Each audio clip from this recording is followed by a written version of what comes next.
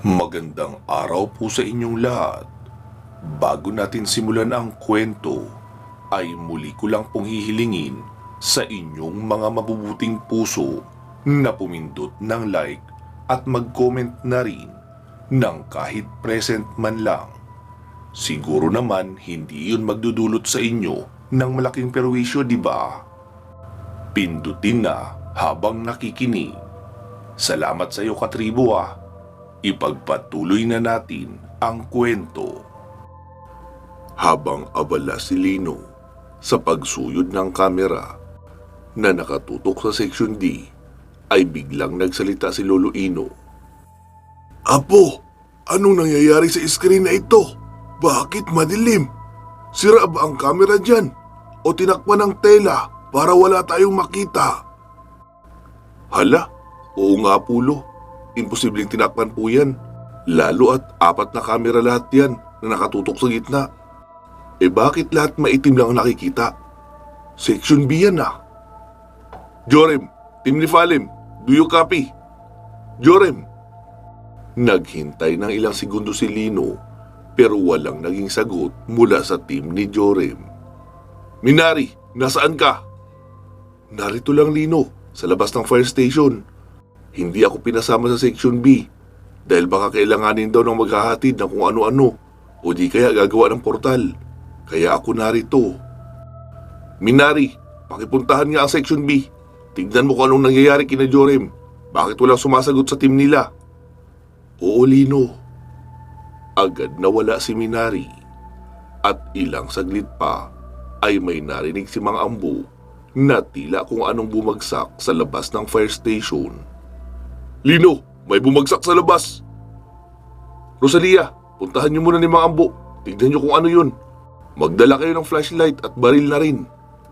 Dali-daling bumaba ang dalawa at maingat na siniyasat ang bawat kanto ng loob ng gusali dahil baka napasok na sila ng mga kalaban.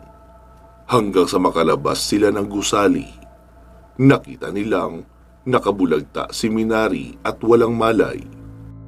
Lino, si Minari yung bumagsak na narinig natin. Wala siyang malay. Sige Rosalia, pagtulungan niyo yung mga ambo. Dalhin niyo sa infirmary. Susunod ako roon. Okay Lino, copy. Lo, bantayin mo muna ang mga monitor. Bababa lang ako. Wika pa ni Lino at dali-dali nang pumunta sa infirmary. Nilapitan niya si Minari at inilapat ang dalawang kamay sa magkabilang bahagi ng sentido ng diwata. Grabe, ang baba ng enerhiya niya. Para siyang hinigupan ng lakas. Wika pa ni Lino.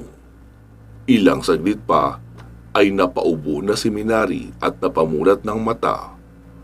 Lino, ang pamilya ko. Nanganganib sila. Tulungan mo sila roon. Ha?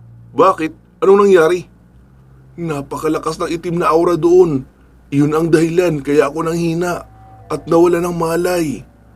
Mabuti at naikumpas ko pa ang kamay ko para makabalik dito. Bago ako nawala ng malay, naroon ang buong hukbo namin nang hihina at unti-unting hinihigupan ng enerhiya.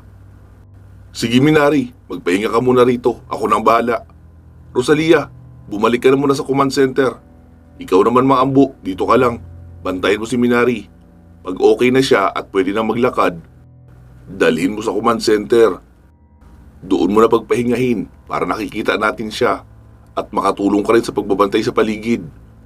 Pupunta ako sa Section B. Oo, Lino.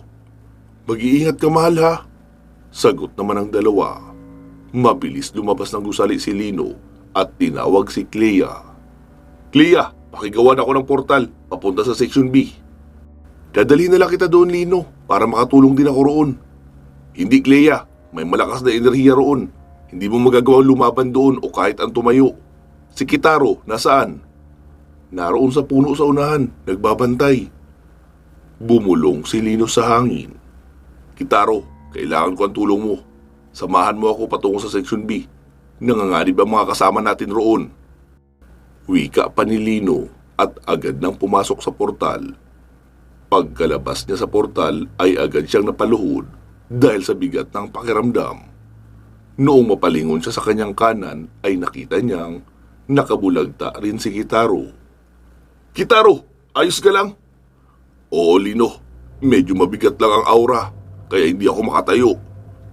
Kitaro, nakikita mo sila Jorem? Hindi, Lino. Sobrang dilim ng kapaligiran. Makapal ang itim na usok. Ano ba naman kasi itong mga kalaban natin dito? Parang sanay na sanay sa polusyon na. Pwede namang makipaglaban na hindi gumagamit ng itim na usok. Ang baho pa. Amoy usok ng aspalto ng kalsada. Nakakasikip ng dibdib. Kulas, do you copy? Oo, Lino, bakit? Kulas, narito ako sa Section B. Matindi ang itim na enerhiya dito at napakibigat sa pakiramdam. Kailangan ko ang tulong mo rito. Ha? Paano ako makakatulong dyan? Hindi ko kayang tagalan ang ganyan kalakas na enerhiya. Tutulungan kitang matagalan ang itim na enerhiya. Kailangan kita rito para gamitin ang kakayahan mong bumuo ng ipo-ipo sa hangin. Makapal din kasi rito ang usok na itim. Wala kami makita. Hindi ko alam kung nasaan banda ang mga kalaban o ang mga kakampi natin ng mga Nephilim. Sigurado ka, Lino? Hindi sasabog ang ulo ko sa sakit kapag tumawid ako dyan? Hindi. Ha? Anong ibig mo sabihin hindi? Hindi ako sigurado, Kulas, kung makakaalis ka pa ng buhay kapag nagpunta ka rito. Pero gagawin ko ang lahat para hindi ka pumanaw ng maaga. Wow, ayos yun ah. Hindi ko alam kung matutuwa ba ako sa sinabi mo o matatakot. Nasa sayo ang desisyon, Kulas. Magdesisyon ka ng mabilis. Humihigop ng enerhiya ang mga kalaban na narito. Kung matatagalan pa tayo sa pagresponde sa mga Nephilim, ay baka tuluyan na silang masawi nang hindi man lang lumalaban. Napakamot si Kulas ng kanyang ulo. Hay, kailangan ba mapag-isipan? Laban ang pinunta ko rito eh. Tsaka, alam ko rin naman na dihado tayo sa laban. Ang tanong na lang naman yata kung anong oras ako masasawi. Oh, sige na Lino, pupunta na ako dyan. Tiara, pasuyo ako sa paggawa ng portal, patungo sa Section B. Sige Kulas. Wika pa ni Tiara, sabay kumpas paturo sa isang puno. Bumuelo ng pagtakbo si Kulas papunta sa portal dahil alam niyang kung magdadahan-dahan siya ay baka hindi niya kayaning makatawid. Saktong pagkatawid lang ni Kulas ay agad na siyang napalugmok sa lupa. Naroon din siya sa likuran banda ni Kitaro at Lino. Ah! Ang sakit na ulo ko! Sasabog na yata! Sigaw pa ni Kulas. Agad pumikit si Lino at umusal ang mga orasyon na nakakombinasyon. Sandaling nagliwanag ng puti ang mga mata ni Lino. At noong muling bumalik sa dati, ay nakatayo na siya ng tuwid at hindi na naaapektuhan ng mabigat na aura ng lugar. Nilapitan niya si Kulas at inilagay ang hintuturo sa sentido nito. Nagliwanag din saglit ang mga mata ni Kulas at nawala ang mabigat na pakiramdam. Huminto na rin ito sa pagsigaw ng masakit. Ano Kulas, ayos ka na? Oo Lino, nararamdaman ko pa rin ang bigat ng paligid pero hindi na ako nasasaktan. Kulas, makinig ka. Manatili ka lang rito.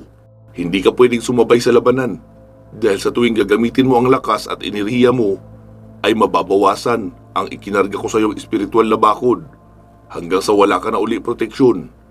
Manatili ka lang dito. Ha? Anong gagawin ko rito? Scorer? Sumagot naman si Lino.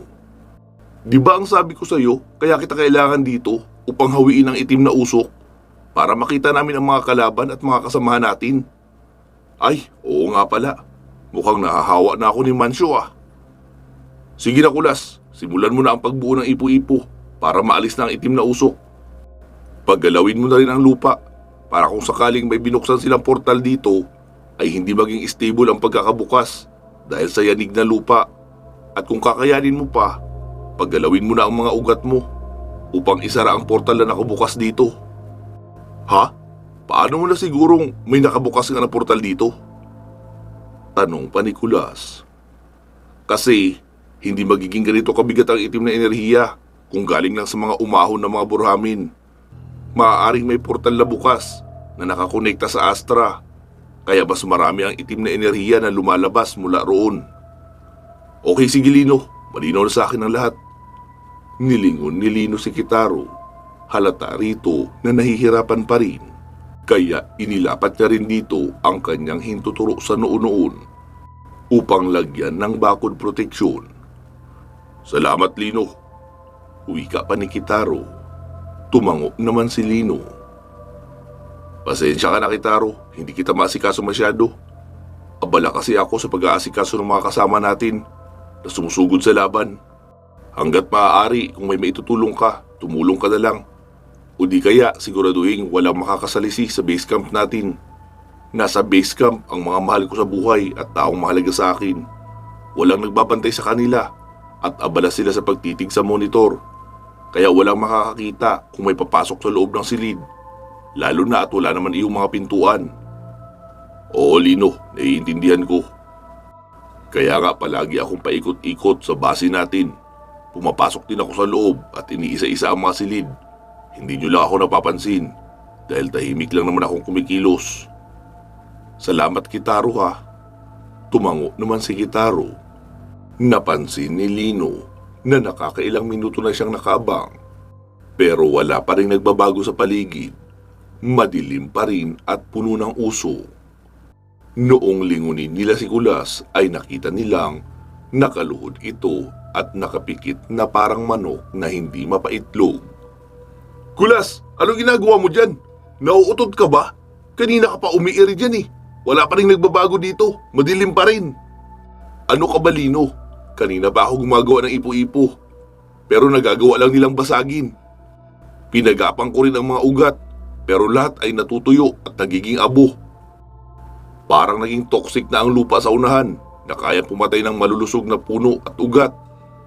Anak ng tinapa. Sa pagkakaalam ko, 2 huklubang aswang lang ang narito na may bantay na 2 lobo. Kayang-kaya na dapat iyon kahit ng mga Nephalim lang. Paano kaya nangyaring nakapagbukas sila ng malaking portal?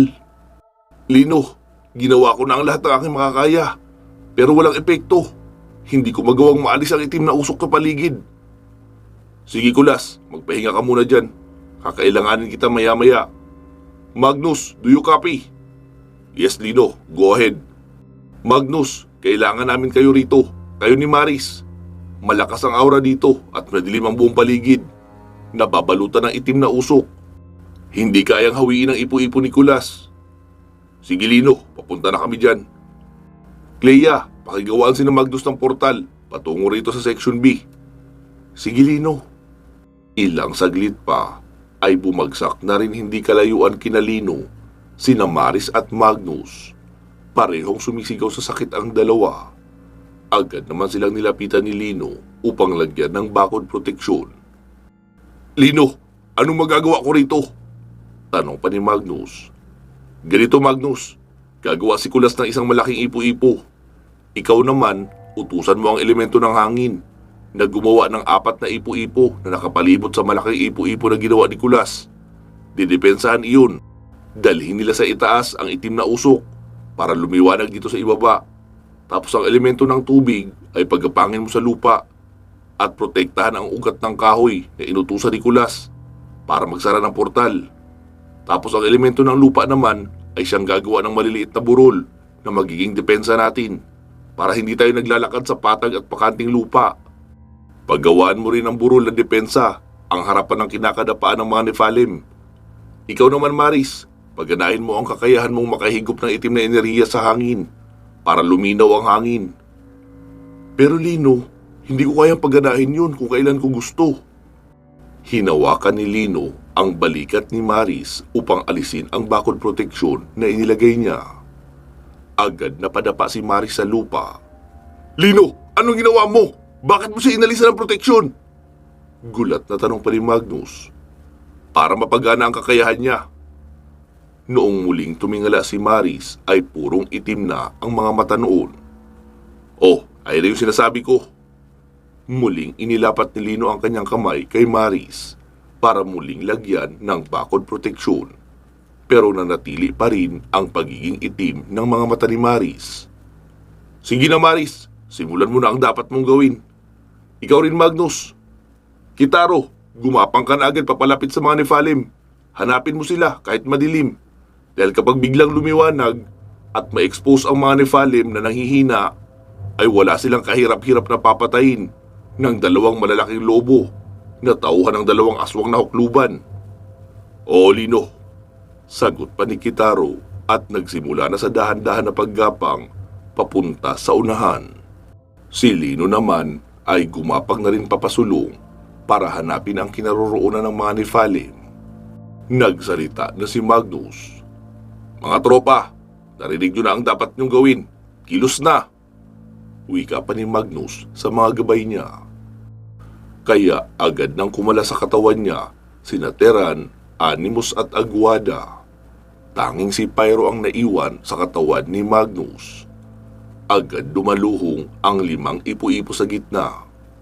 1 mula kay Kulas at 4 mula sa gabay ni Magnus.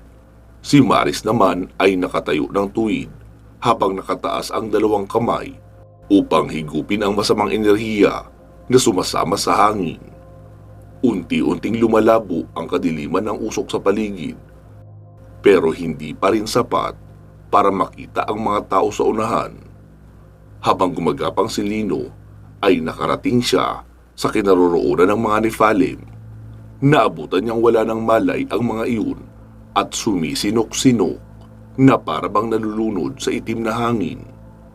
Jorim! Jorim! Gumising ka! Duran! Gising! Sigaw pa ni Lino, pero kahit anong sigaw niya ay walang nagigising sa mga Nephilim. Lintik! Hindi kayo pwede mamatay dito! Galit na wika pa ni Lino. Clea, magbukas ka ng portal sa kinaroroonan ko. Saan, Lino? Nasaan ka ba banda? Sa Section B. Oo nga, Lino. Alam kong nasa Section B ka. Pero nakakalimutan mo na ba kung gaano kalawak ang Section B? Sumagot naman si Lino. Tumingin ka sa itaas o sa kalangitan. Magpapakidlat ako ng 1 beses. Nasa ibaba ako ng kidlat na iyon. Rosalia, isama mo si Mang Ambo. Doon kayo maghintay sa may malaking puno na madalas gawaan ng portal ni Clea. Abangan nyo ang mga Nephilim na ilalabas ko. Hilahin nyo sila agad. Okay, Lino. Mang Ambo, tara po sa baba. Kailangan tayo ni Lino. Luluino, kayo muna ang bahala sa mga monitor. Wika pa ni Rosalia at dali-dali na silang bumaba ni Mang Ambo at lumabas sa fire station. Itinaas ni Lino ang kanyang kamay at naglabas ng kidlat. Hindi iyon malakas at hindi rin gaano kalayo ang narating. Sapat lang na nakalampas sa mga puno at makita ni Clea. Nakita ko na, Lino. Agad kumumpas ng kamay si Clea at gumawa na ng portal. Pagkabukas ng portal, ay isa-isang pinaghihila ni Lino ang mga Nephilim at inilabas sa portal na iyon. Naroon naman nakaabang sina Clea, Rosalia at Mang Ambo. Kawawa naman si Papa Jorim ko, nag-aagaw buhay. Wika pa ni Clea habang nakatitig sa magandang muka ng binatang Nephilim. Uy, Clea, mamaya mo na pagpantasyan ang poging yan. Ubusin mo na natin ilabas lahat ng Nephilim para walang mamatay sa kanila. Wika pa ni Rosalia. Ay, oo nga pala. Dali-daling bumalik si Clea sa may portal at hinila pa ang mga inilalapag doon ni Lino. Noong mailabas na lahat ay lumabas na rin si Lino. Clea, pagtabi-tabihin mo silang lahat. Siguraduhin mong magkakahawak sila ng kamay kahit pagpatong-patungin mo lang para tuloy-tuloy ang daloy ng enerhiya. Ha? Anong gagawin mo, Lino? Tanong naman Rosalia. Papasahan ko sila ng enerhiya ko para gumaling. Sigurado ka? Mahigit 50 silang lahat. Baka walang matira sa'yo niyan. Kailangan ka sa digmaang ito. Hindi ka pwedeng mawala o manghina. Nag-aalalang wika pa ni Rosalia. Sumagot naman si Lino. Mas lalong hindi ako makakapayag na may masawi sa mga Nephilim. Lino, nakaredy na sila. Sigaw pa ni Clea sa dulo. Hinawakan ni Lino ang kamay ni Duran na siyang nasa pinakauna noong nakahilirang mga Nephilim. Hiniling niya sa mutya ng sinukuan na ibigay lahat ng naitatabing enerhiya upang gamutin ang mga Nephilim. Nagsalita naman si Ermitanyo sa loob. Lino, sigurado ka ba sa gagawin mo? Baka walang matira sa'yo. Bahala na Ermitanyo. Kung handa silang itaya ang buhay nila para sa akin, handa rin akong itaya ang buhay ko para sa kanila. Pumikit na si Lino at sinimulan na ang pagpapasa ng enerhiya. Makalipas ang mahigit 3 minuto, ay makikitang butil-butil na ang pawis ni Lino. Namumutla na rin siya. Maging ang kanyang labi ay unti-unti nang nagiging kulay blue. Mahal, tama na yan. Malapit ka ng malagutan ng buhay. Sigaw pa ni Rosalia. Hindi, Rosalia. Hayaan mo lang ako. Alam ko ang ginagawa ko. Sagot pa ni Lino habang nakapikit. Maging ang mga balat niya sa braso ay nagsisimula ng matuyo dahil sa ginagawa niyang pagpapasa ng malaking bahagi ng kanyang lakas. Hanggang sa biglang dumating si Minari. Hayaan niyo lang siya. Ito ang kailangan ni Lino. Wika pa ni Minari. Umupo ito sa tabi ni Lino at inilapag sa kamay niya ang harem, ang taguan ng kapangyarihan ng lahat ng mga Nephalim. Hindi kasi nila ito pwede gamitin ng matagal dahil maaari silang mahanap ng mga tumutugis sa kanila na hukbo ng kabilang mundo. Pagkahawak lang noon ni Lino ay unti-unting bumalik ang normal niyang kulay. Nawala ang kanyang pamumutla at pagkakulubot ng balat. Ilang saglit pa ay nagsimulat na ng mata ang mga Nephalim. Lino! Wika pa ni Duran na nagulat dahil nakahawak sa kamay niya si Lino at halatang napagod ito. Minari, dalhin mo muna sa loob si Lino at pagpahingahin saglit. Wika pa ni Duran.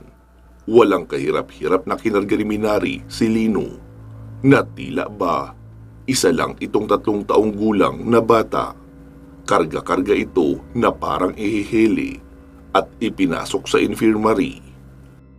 Jorim, ayos na ba tayong lahat? Tanong pa ni Duran sa anak. Tinignan ni Jorim ang mga tauhan nila. Opo ama, handa na kami. Clea, maaari mo ba kami ipagbukas ng portal? Tumango naman si Clea at muling nagbukas ng portal sa harapan nila.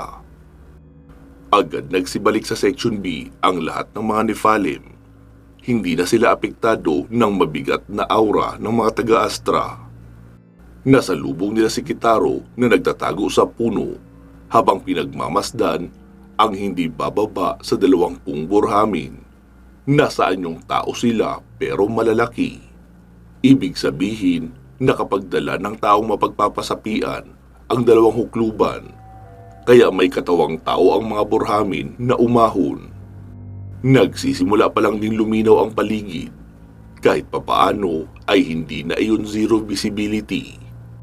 Pagkakita ng mga burhamin sa mga Nephalim na nagsisilabas mula sa portal, ay agad na ang mga iyon na nagsisugod. Sugod! Sigaw pa ni Duran. Agad na grupo sa tigta-3 ang mga Nephalim na sumugod sa mga kalaban. Bigla na ring lumitaw ang 2 mag-asawang lobo. Nakakaiba ang kulay ng mga mata. Nakangiti iyon sabay atake sa mga Nephalim. Nakatayo sa isang mataas na bato ang 2 huklubang aswang habang nanunood sa nagaganap na labanan. Nakita nilang unti-unting sumasara ang ginawa nilang portal, gawa ng pagyanig ng lupa at paggapang ng hindi mabilang ng mga ugat ng kahoy. Si Tira naman ay gumagawa na rin ng paraan para maglagay ng maraming lupa at mga bato doon sa butas. Patuloy sa pagkumpas ang isang hukluban, pero wala na siyang magawa para muling palakihin ang butas ng portal sa lupa. Hanggang sa tuluyan na nga iyong sumara. Galit iyon na sumigaw, sabay kumpas ng tungkod sa mga Nephalim. Naglabas iyon ng bolang apoy na biglang sumabog noong mapalapit sa mga Nephalim. Kaya marami sa kanila ang nagsitalsikan sa malayo at nasugatan ng malubha. Jorim, bumuo ka ng grupo. Ikutan niyo ang 2 hukluban. Wika pa ni Duran. Opo ama. Sagot pa nito at agad sinenyasan ang ibang mga tauhang Nephilim. Si Kitaro naman ay mabigat ang naging labanan habang kaharap ang isang malaking lobo na kulay puti ang mata. Nagtataka si Kitaro dahil hindi niya magawang maiwan ang kilos ng lobong iyon. Pati na ang kanyang pagtaga ng nagliliyab na espada ay nasasalag ng bibig at kinakagat lang ang talim. Hanggang sa mapagtanto niyang hindi iyon pangkaraniwang lobo na mula sa mundo ng mga tao, kundi mga lobo na sinapian na rin ng lobo mula sa Astra, kaya pangborhamin ang level ng kapangyarihan at tibay noon. Si Kulas naman ay patuloy pa rin sa ginagawang ipo-ipo dahil may bulto pa rin ang itim na usok na nasa itaas lang banda. Hindi makababa dahil sa ginagawa niyang ipo-ipo. Si Magnus naman ay kinakalaban ang ikalawang hukluban. Panay bato ng kumpas iyon sa kanya at tinatamaan siya ng tila bilog na hangin na sumasabog. "Lintik, Pyro! Laki-lakihan mo naman ang panangga ng ginagawa mo! Ang sakit kaya sa balat noong tira ng kalaban!" Sumagot naman si Pyro. "Eh bakit ka ba kasi umaasa sa panangga? Gumulong ka at umilag! Parang takot na takot kang madumihan ang damit mo eh!" "Ano ka ba? Ayokong gumulong. Kakaiba ang init ng lupa. Tsaka parang malagkit na asfalto." Sagot naman ni Magnus. Makalipas ang mahigit kalahating oras ay makikitang nagtatalsikan na sa ere ang mga Nephilim. Maging si Jorim ay hindi na rin kinaya ang mga tigalpong ibinabato noong hukluban. Si Maris naman ay naroon pa rin malapit kay Kulas. Pinipigilan din ang pagbaba ng itim na uso. Nagsalita si Lolo Ino mula sa command center. Rosalia, tagilid na sila sa Section B. Malakas ang mga kalaban roon." "Sige po, Lo. Pupunta ako roon para makatulong." "Ha? Paano ka makakatulong? Eh baka nga hindi ka makatayo pagkarating doon dahil sa bigat ng enerhiya." "Ay, oo nga pala no." Napatulala na wika ni Rosalia nang biglang may sumagot sa likuran nila. "Ako na ang pupunta roon." "Lino, bakit ka bumangon agad?" Tanong pa ni Rosalia. "Wala akong balak magpahiga sa buong magdamag.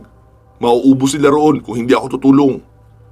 Wika pa ni Lino, sabay lakad papalabas ng gusali. "Minari, pasuyo ako, paggawa ng portal." Mabilis naman siyang sinunod ng diwata. Pagkalabas ni Lino ay nakita niyang nakatutok na kay Jorim ang tungkod ng isang hukluban at kakalabas lang doon ng isang malakas na sator na kinargahan ng malakas na kapangyarihan mula sa Astra. Mabilis tumakbo si Lino at nagdive papunta kay Jorim, kaya siya ang tinamaan ng ibinatong sator ng kalaban. "Lino!" sigaw pa ni Jorim. "Jorim, ako na muna bahala rito.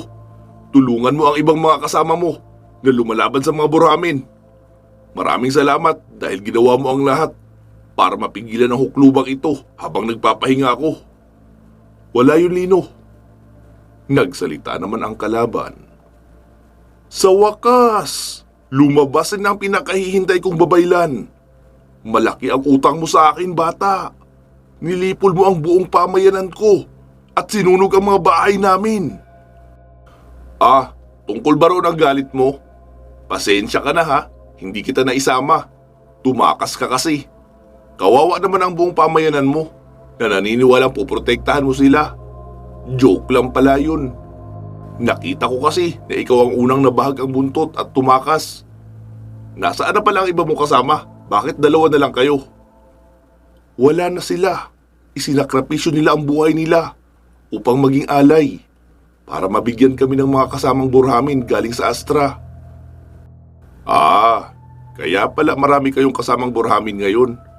Kawawa naman ang mga kasama mo. Inalay nila ang buhay nila para mabigyan ka ng karagdagang kapangyarihan. Pero hindi pa rin sapat para talunin ako. Mayabang kang bata ka. Ipapakita ko sa'yo na mali ka. Kakainin mo lahat ng mga sinabi mo. E di tignan natin. Wika pa ni Lino sabay porma ng fighting stance. May lumabas na mahabang espadang kyanite sa kamay ni Lino. Nagulat si Lino nang biglang may umatake mula sa likuran niya.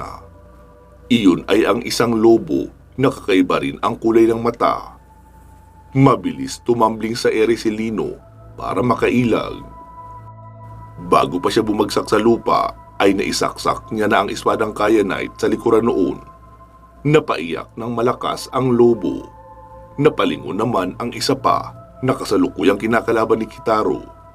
Kaya nagkaroon si Kitaro ng pagkakataon para mapuruhan iyon ng pagsaksak sa liig at agad nang binawian ng buhay. Agad lumusob kay Lino ang matandang hukluban. Gamit ang mahabang tungkod ay kaliwat kanan ang hampas nito sa kanya. Mabilis naman ang pag-ilag na ginagawa ni Lino.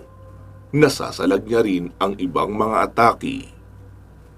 Maging ang malalakas na sator na ibinabato noon ay tumatama sa kyanite at agad hinihigop ng mutya ng sinukuan. Hanggang sa marinig ni Lino ang boses ni Rosalia sa comb. "Lino, si Magnus, tagilid!" Pagkalingon ni Lino kay Magnus ay nakita niyang nakapaluhod iyon habang nakasalag ang espada at nakakumpas naman doon ang isa pang hukluban na nagbabato ng itim na enerhiya.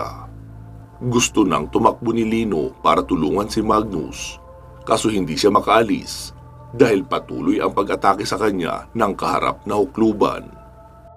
"Maris, bitawan mo na yung pinipigilan mong usok. Sarado na ang portal nila. Kaunti na lang ang magiging epekto niyan kahit pa kumalat sa ibaba." Wika pa ni Lino, kaya itinigil na ni Maris ang pagkumpas pa itaas na pinipigilan ding makababa ang bulto ng itim na uso. Mabilis lumapit si Maris kay Magnus at ikinumpas ang kamay paturo sa hukluban upang sanggain ang sator na ginagawa noon. Pareho nang nakapaluhod sina Maris at Magnus habang hirap na tinatanggap ang mainit na atake ng kalaban. Patuloy pa si Lino sa pakikipaglaban, nagmamadali na siya. Pero kakaiba rin ang lakas at bilis na ipinapakita noong huklubang kalaban niya. Ibig sabihin na paghandaan rin talaga ang laban na iyon. Pagkailag ni Lino sa ibinatong sator ay mabilis siyang gumulong sa lupa at agad tumakbo patungo sa kinaroroonan nila Magnus at Maris. Muling nawala ang hawak ni Lino na espadang kyanite at ibinukas ang kanyang palad na nakapaturo sa pangalawang hukluban. Imbis na maglabas siya ng enerhiya ay tumanggap lang siya. Lumapit na rin ang unang hukluban sa kasama niya at magkatabi na sila na parehong nakakumpas paturo kay Lino.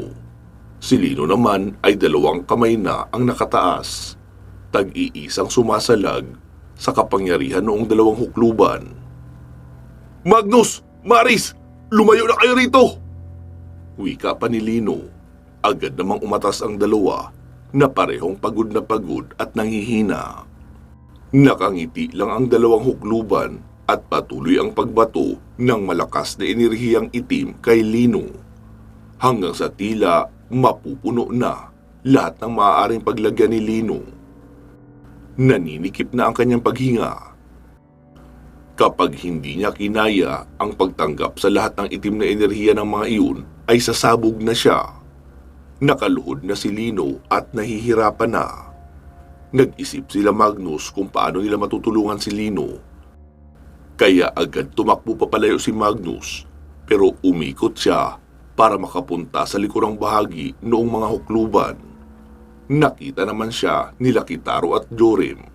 Sumunod din sila kay Magnus.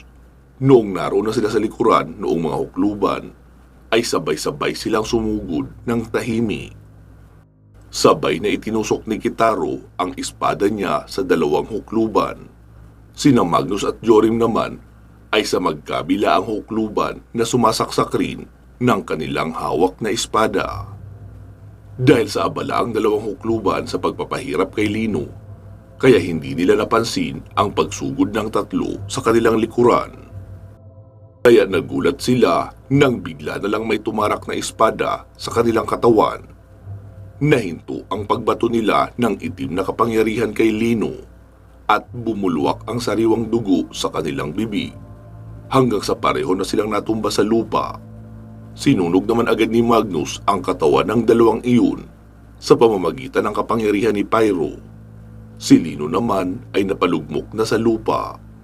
Mabilis siyang inalalayan ni Maris at itinayo, pero nagulat si Maris noong makitang nagliliwanag ng puti ang mga mata niya at tila sasabog na nuklear dahil maging ang balat ay nagliliwanag na rin.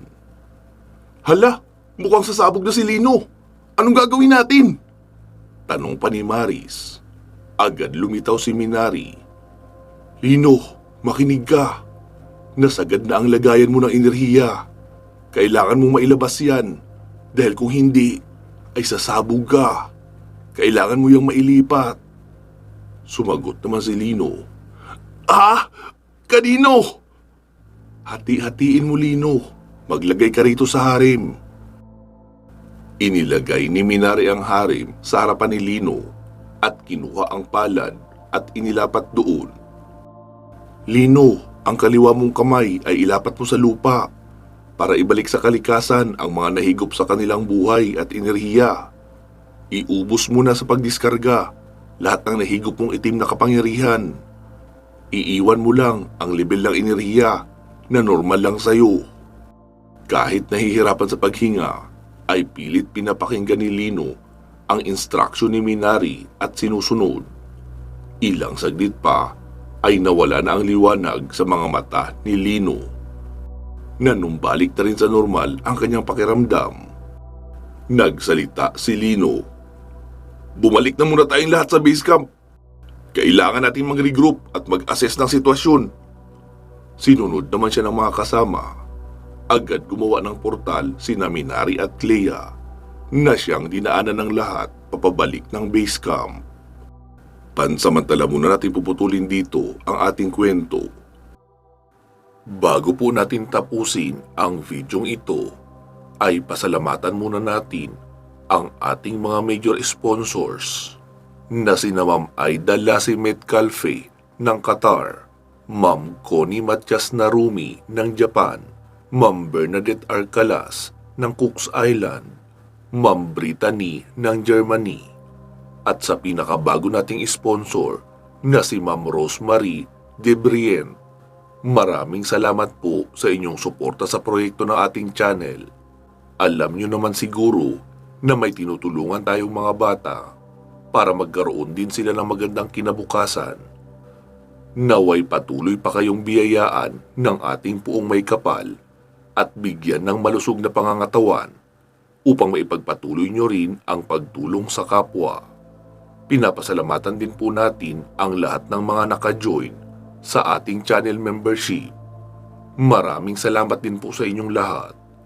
At sa ating mga tagapakinig, kahit like and comment lang po, ay ayos na rin iyon bilang tulong nyo sa ating channel.